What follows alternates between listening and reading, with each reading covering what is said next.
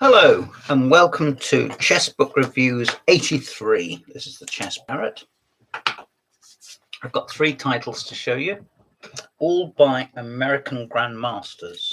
I should actually have checked it to see if 2 of them are dead, but I don't know about the 3rd. I'll start with that. This is edited by Paul Hodges, and it is some games played by Shamkovich. Now, he was the Soviet Grandmaster who fled to the USA. He wasn't ever a world-class player, but he was very strong. It has an introduction by Don Maddox, a preface by Paul Hodges, and an appreciation by Boris Galko, an introduction by Leonard Shamkovich himself. And then it's done in 7 chapters. And then there's an index of complete games. And it's 149 pages.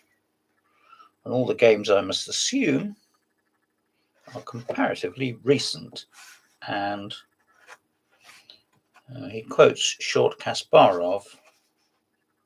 Yeah, there's a few games which aren't involving the great man himself. Oh yes, there are. There's about 20 games not involving him, and about 50 odd maybe games which do involve him. So there you are.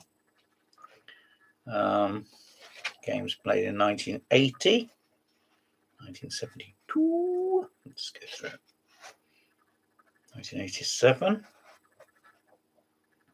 Shamkovich is not necessarily a player whom you would know a very great deal about. He has come to England. He did come to England.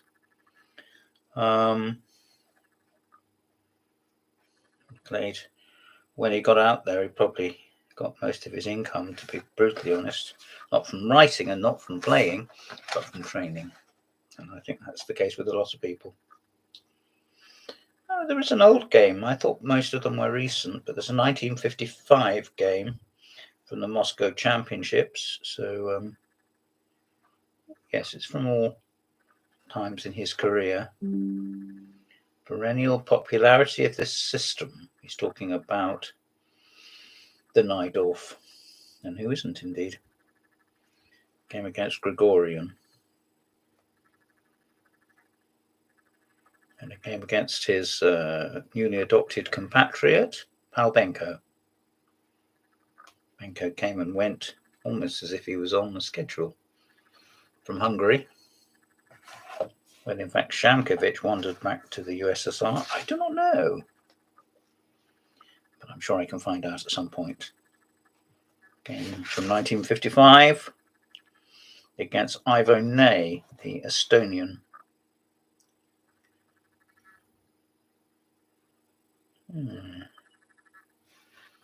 White is shooting blanks, it says. We played 5H4. Better not tell Simon Williams that. Game against Ed Formanek, a very frequent visitor, but not recently, to England.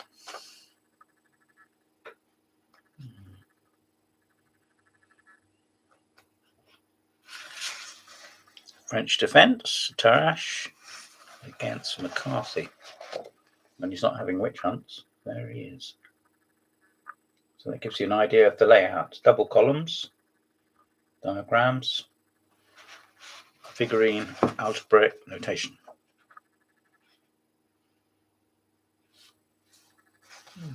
Lots of detailed notes. Look at that. What more could you ask for? Look. Lovely. Really lovely. Game against Hans Blom.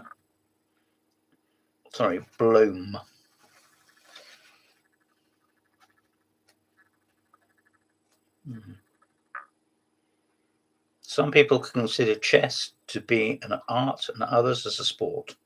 I highly recommend this book of selected games by Leonard Shamkovich to both. Fair enough. That's fair enough. It said he was born in 1923 in Rostov-on-Don. So that was nearly 100 years ago. So it isn't likely he's still alive. No disrespect, I simply didn't know. This book is published by American Chess Promotions. And it was published, let's get the date, in 1995. And I would have thought it was very well worth, dedicated to Tao, and very well worth getting hold of, if only because most of the games, possibly all of them, are not that well known. No.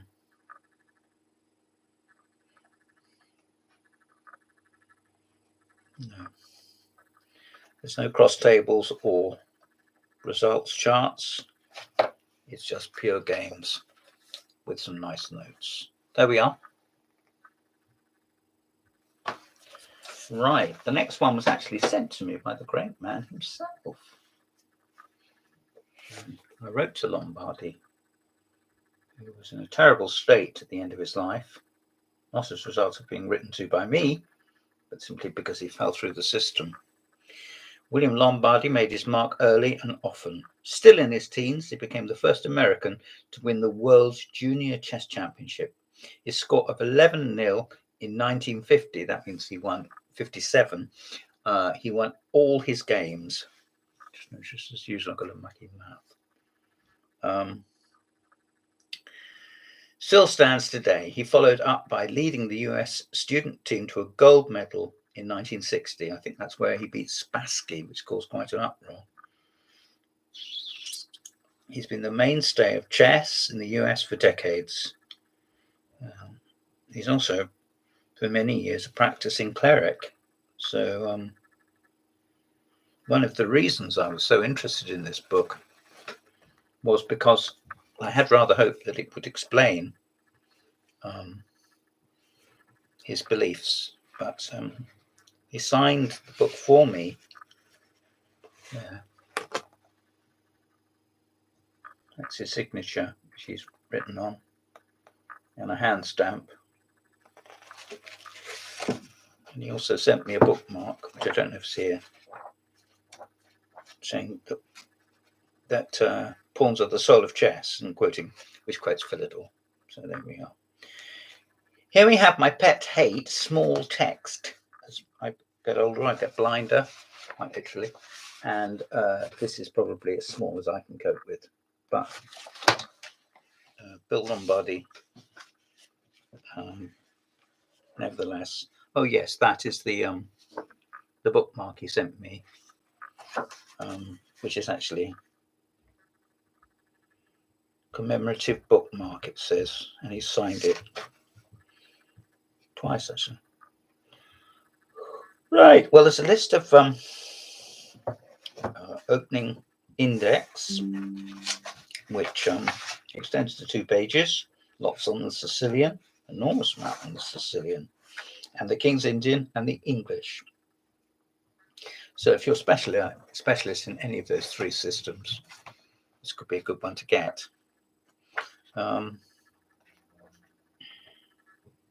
Game against Jonathan Mestel.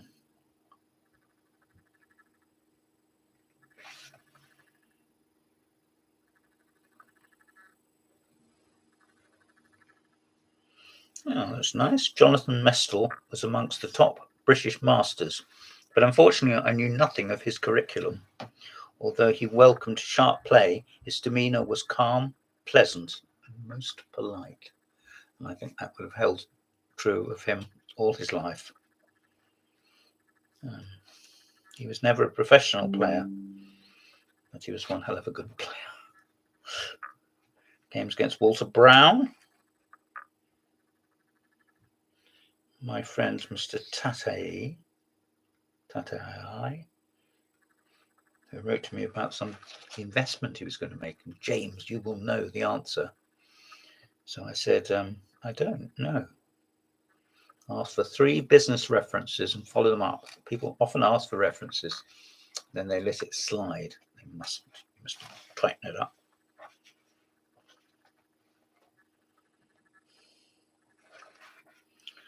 This book has, it's much bigger than the Shamkovich book. How many games does it have? That's again, I hesitate.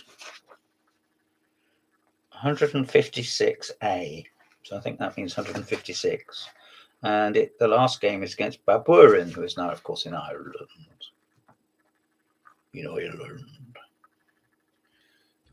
What can I quote to you from this?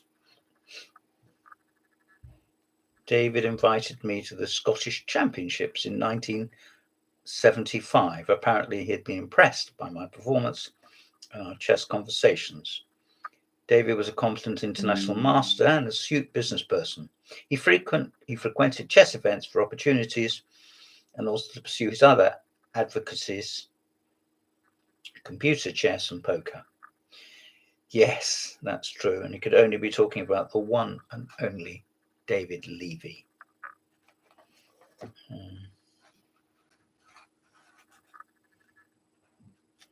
So this is very insightful. He's talking about a game of Polygaevsky's against Tau.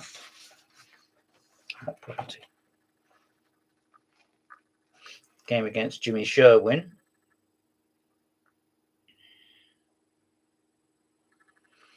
There's a game in the Copex system. Hallelujah, he writes. Both Biscay and I had been playing the idea in the Alapim before Danny played chess. In other words, an early bishop d3, blocking your, for the moment anyway, your d pawn, and then playing it back to c2, and then waiting for an appropriate moment to slap down the d pawn. It's a bit like a Lopez, not entirely, but a little bit.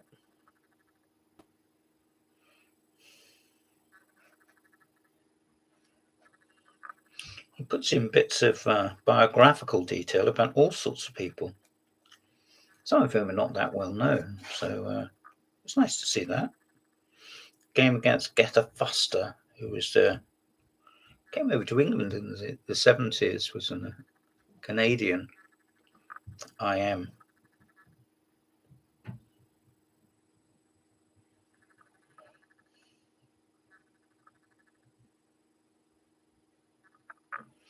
Yes, he talks about Fuster.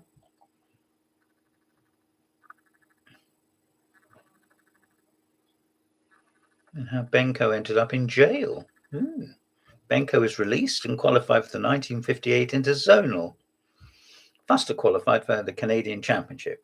Benko went on to the 1957 World Student Team Championships in Reykjavik. After the event, he received political asylum in Iceland. Well, I didn't know that, and I think we know someone else who once got political asylum in Iceland. That's very interesting. It says, I believe Fuster died in his sleep some years ago. Well, the Reverend Lombardy is no longer with us either, but nevertheless. A game against the one and only Duncan Suttles.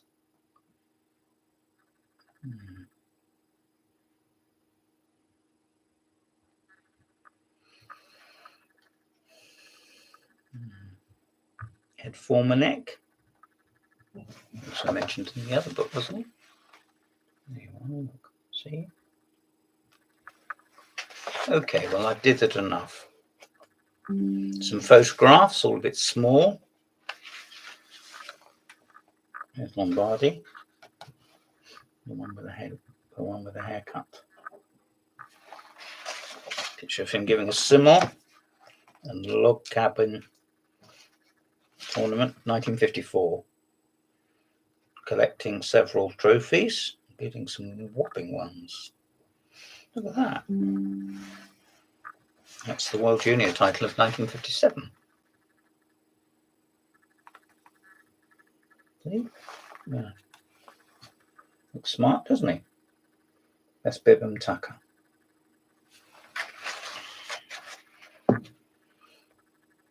Well, thanks to the late Bill Lombardy sending this, and RIP to a very original talent, not as great as Bobby Fischer, but in many respects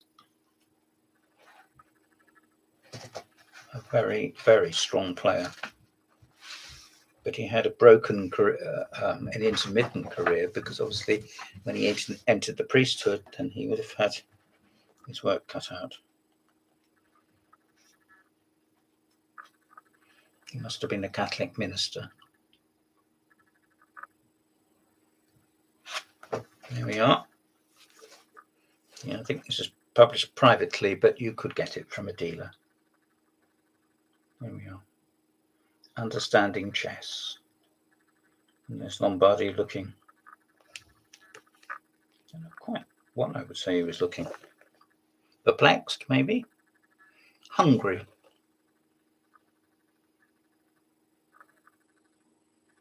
Don't know.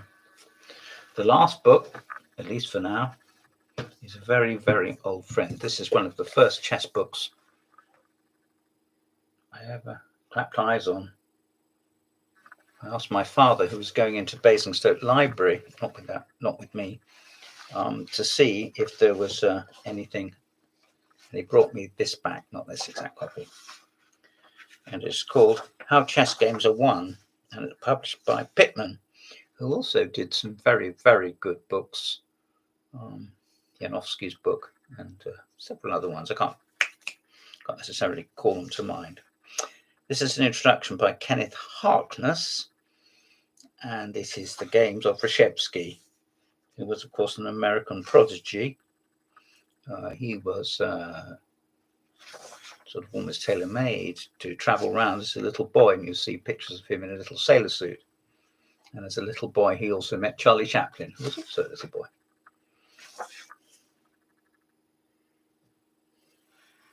Says he is now 50. This has 212 pages and takes us from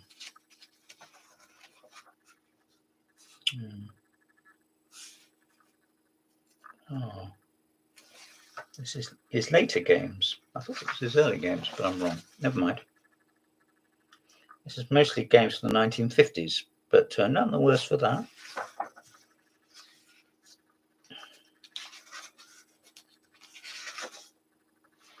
It even gives a cross-reference to MCO. That's right.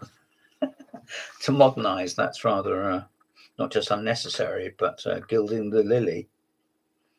But nevertheless, the notes, Reshevsky was always, because his English was never really of the highest standard. Of course, he could make himself understood. I'm not being disrespectful. But he was originally Polish, I think I'm wrong in saying.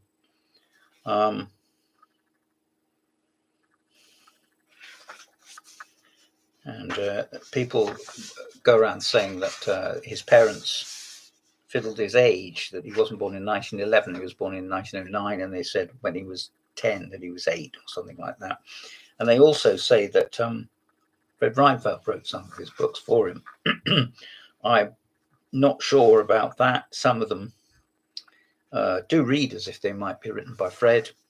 I'm not sure this is one of the ones which has Reinfeldt's stamp on it. Maybe not. Anyway, let's see what we get. Quite an interesting introduction. He's playing against Kotov, one of the leading Russian veterans. He's a tricky and dangerous adversary. You're telling me he is. His style being aggressive, he's always looking for opportunities to bring about complications. He frequently tries to surprise his opponents in the openings, introducing a new move, good or bad. During a game, he resorts to all kinds of psychological motions. I don't quite know what that means. Sounds like he goes to the loo or something. He tried to confuse me by making a new move on his 9th turn. Well, fancy that. It's a game from the 1953 candidates, and it's a King's Indian.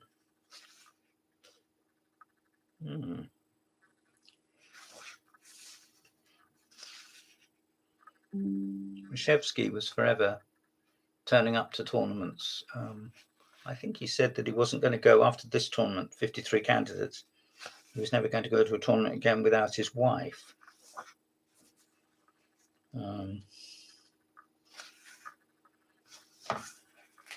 Although these notes are not that deep, they probably are fairly insightful. And I wouldn't... this is one of Reshevsky's little signature systems. I don't know if you can see that diagram there. He plays the dragon, Sicilian dragon, and then plays a6, which years later became called the Dragdorf. But in those days, he got away with it. I mean, he was he's never very interested in studying openings. He liked playing, he liked winning, he liked smoking. But above all, he liked Reshevsky.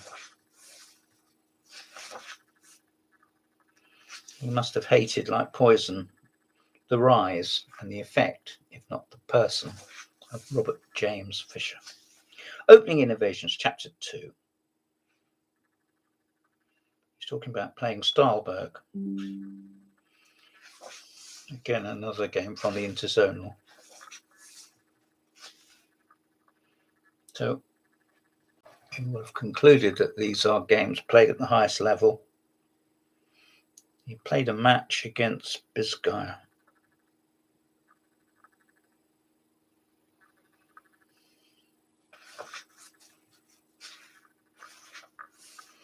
A very hard-working Grandmaster, but not as strong as Reshevsky. Game against Sidney Bernstein.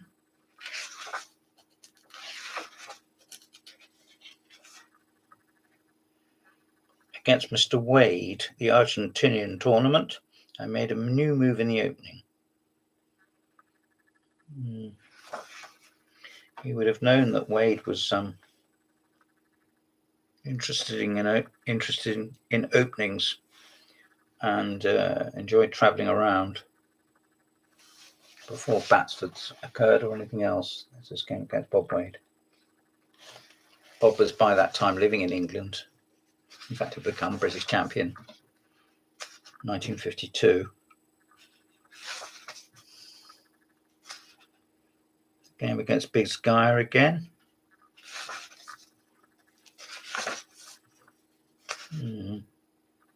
One against Nydorf.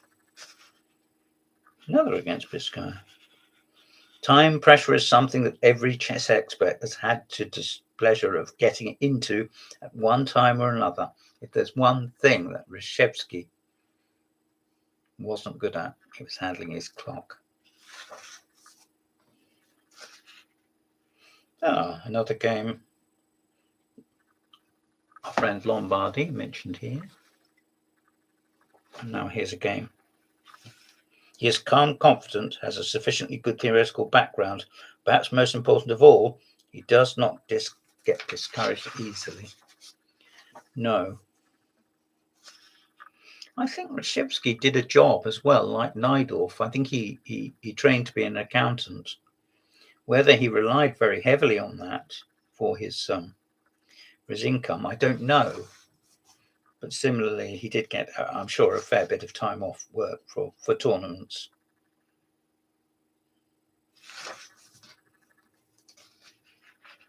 Not a frequent visitor to England. I think he came 2 or 3 times in his long chess life.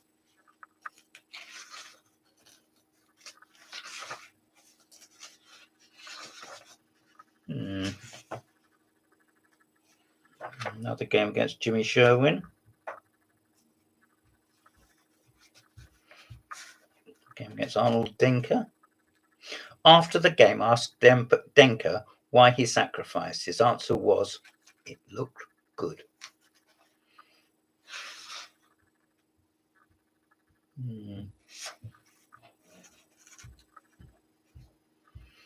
Alexander of England is a veteran who is very hard to beat. He is resourceful and most dangerous when attacking.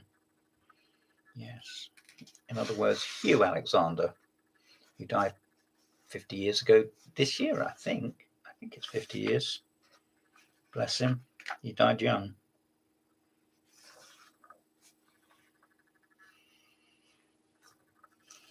A very tough player, Hugh Alexander. The stronger the opponent, the better he played.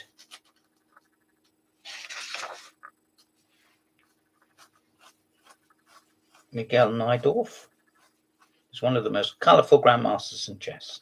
His temperament and nervous actions are well known to chess followers. His style resembles that of Alekhine. You can get higher praise than that. He is an outstanding student of the game and is especially known for his great knowledge of the latest analysis of the openings. He loves attacking positions. He is resourceful, fearless, and always dangerous. His record against minor masters is fantastic. And here he is playing Reshevsky, who, believe you me, was no minor master. There we go. I know you can't see all the moves, but nevertheless, I'm still going to show it to you. There are several other Reshevsky books which you may like to, not all of whom I've got, not all of which I've got, but nevertheless, you may like to look these out. Here he is playing one of the Byrne brothers, Donald, who was to die young. And here he is playing against Rafi Persitz, who came to England for a spell. Wow, was he a good annotator. Another game against Donald Byrne. And a game against Max Pavey, who I think went to Scotland. May even have been Scottish champion at some point. I wouldn't swear to that, but I think he was. A game against Gligerich in a match played in 1952. It says, Gligerich, the best Yugoslav player, you can telling me he was, is indeed a tough opponent. And it's a King's Indian. Gligerich played the King's Indian all his life. You go through a book of his games. Gligerich's games, you'll find some King's Indians. Ooh, will you like that? I'm just skipping through this, but you know, there's a lot to look at. Another game against Donald Byrne.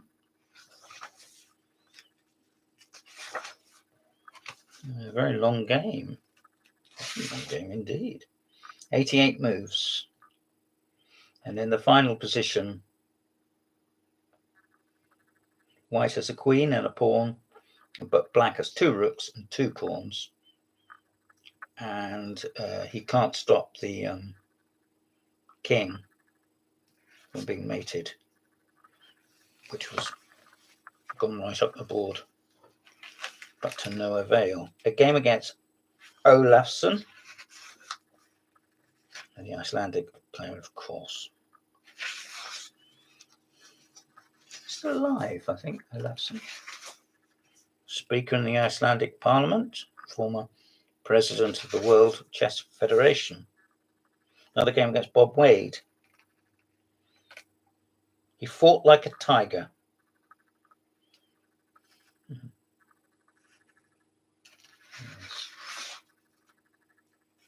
Bob Wade once said to me, top grandmasters do not give up. If you've got a bad position, you carry on. Another game against Jimmy Sherwin.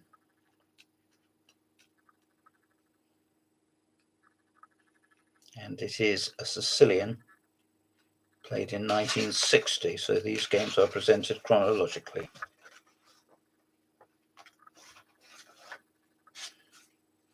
Yes, Buenos Aires 1960 was, I think, one of Reshevsky's greatest triumphs. So there we are.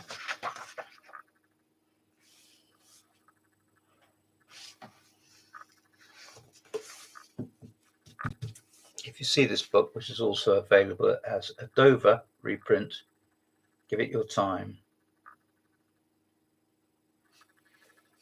Well, we've looked at 3 books, all by US Grandmasters. Hope you've enjoyed, as ever. This has been Chess Books 83, I think, isn't it? I wrote it down and then I've lost a piece of paper I wrote it down on. Yes, Chess Books 83. I'm James Pratt. Thank you very much for listening. Goodbye.